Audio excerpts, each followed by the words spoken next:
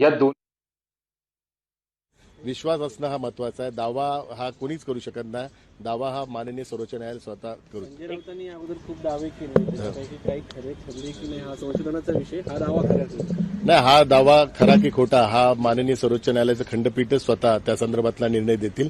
आम्हाला संपूर्णतः विश्वास आहे. हा दावा खोटा आहे हे आता माननीय सर्वोच्च न्यायालय त्यांच्या निकालाच्या माध्यमातून देतील. मुख्य नेते पदाच्या एकनाथ शिंदे यांच्या निवडीवरती आक्षेप घेतला गेला. कपिल सिब्बल यांनी सांगितलं की घटनेत हे पदच नाहीये शिवसेनेच्या घटनेमध्ये.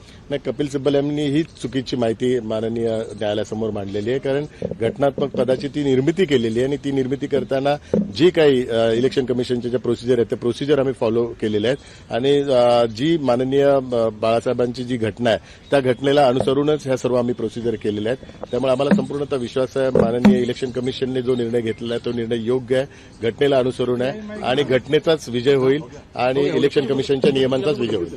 धन्यवाद. हिंदी हिंदी हिंदी हिंदी हिंदी लो भैया लो भैया.